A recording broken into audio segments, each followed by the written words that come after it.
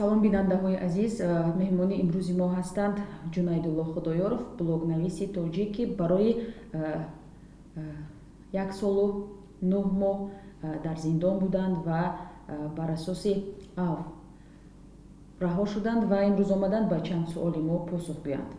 Хушомадед ба барномаи меҳмони озодӣ ба студияи радиои озодӣ ва нахуст муборак бошад озодӣ ва мегуфтед ки чӣ боис шуд ки шумо ба муддати 1 солу қариб 10 моҳ дар зиндон бошед? Ман дар соли 2017 тахминан моҳи август буд аз Федератсияи Россия ба ватан баргаштам. Вақте аз ба ватан баргаштам, дар ватан бисёр камбудиҳо дидам, бисёр норасоиҳо. хусусан ки аз баъзе камбудиҳо, норасоиҳо, қонуншиканиҳои мақомоти ноҳия нависам дар саҳифаи фейсбукам, то ки ҳукумати ҷумҳурии Тоҷикистон аз ин чизо бохабар шавад ва пешгирии ин қонуншиканоро бигирад. Аммо мутаассифона онҳо ягон амал накарданд ва шурӯъ карданд ҳуҷум ба сари ман. ҳама рӯза ман таҳдид мекарданд, фарёд мекарданд ва шӯъбаи милитсия ва ноҳияро фарёд мекарданд, мегуфтанд ки мақсад шумо аз ҳамин чизо даст кашед, накунед ҳамин корро. мақсад дар масъалаи кони ангишти камароб буд мақолаи якми навиштаги ман, чунки онҳо ҳама сола мефурӯхтанд ҳамин конро, мисол пулкор мекарданд, вале ҳама роҳҳо, мостҳо, кӯпрукҳо ҳама шикастагӣ буданд, ягон таъмиру ин вай набуд. баъд дигар дар бораи андози ноҳия буд ки ҳамкорӣ доштанд бо онҳо ва ягон чорабинӣ намекарданд. дар масъалаи маориф буд. Яъне бар ивази пули китоб 4 мағз ҷамъ мекардан аст? Бале, 4 мағзу дигар маҳсул он ҳам пора ва намедонам хуч баъзе вақт сум барои таъмири симхона барои ину барои вай гуфта ба ҳар баҳона даст ба ҷайби халқ мезаданд.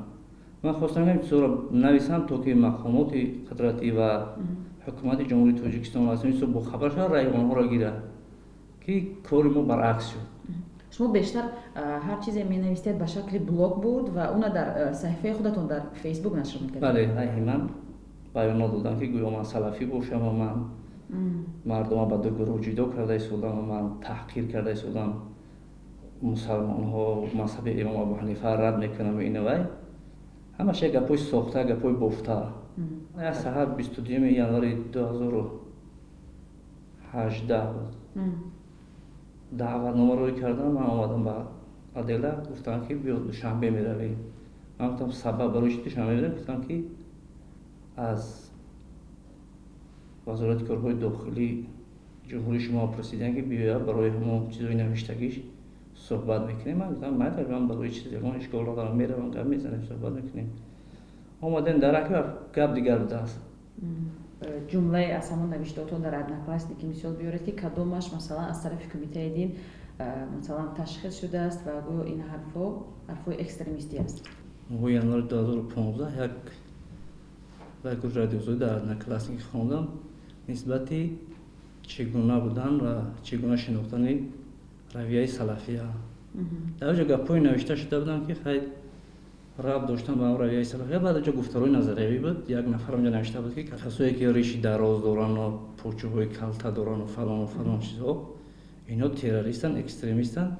ба ҳамин гап гапароз ман камтар алам кард ки нахоб ки анқадр бузургои мо аз имом Абу Ҳанифа сар карда то Ибни Синову дигару дигар бузургои мо ҳамаш риш доштанд, ино сала доштанд, почӯҳои калта доштанд. масалан ҳозир рӯҳониёи мо масалан Домло Ҳикматулло риш дора, почаи калта дора, ин маъное надорад ки вай экстремист аст. ман гуфтам агар ҳамин чизо экстремистӣ бошад, агар манам экстремистам, итаре шумо гуфтед дар ҳамон рафти ҳамон гуфтори назария дар вақти баҳс ҳамин гапа гуфтам. ман худам аз чизам фаромӯш карда будам, ҳамин чиза гуфтам, омадам гуфтам ки ҳамин чиза гапа гуфтӣ, то ҳамин чиза ҳастӣ. худи шумо ҳам риш мемондед ва баъзан мегуфтанд ки воқеан риши Ҷунайдулло ба шакле аст ки масалан он пайравои мазҳаби ҳанафия чунин риш намемонад? бубинед, ман риш доштам, риши ман кӯтоҳ буд, аз ин ҳозир кам дарозтар буд. як риши фотошоп буд дар саҳифаи ман дар фейсбук. ҳамонро гирифта буданд ё скриншот карда буданд, дар болои делаи ҷинои ман вай карда буданд, часпонда буданд, гӯё ки ӯ риши ман аст, ки ман гуфтам ки риш фотошоп аст, дар ҳақиқат вай кардам. шумо худатон фотошоп карда будед? ва як наздикам, як додарам вай карда буд, фотошопш карда буд, ба ман гирифт роиш кард тариқи WhatsApp. Ман гирифтам ҳавая дар назарам вай буда, гуфтем росо интерес набуд, ман гирифтам ҳавая дар саҳифаи худам монда. Мекорам соли 2015.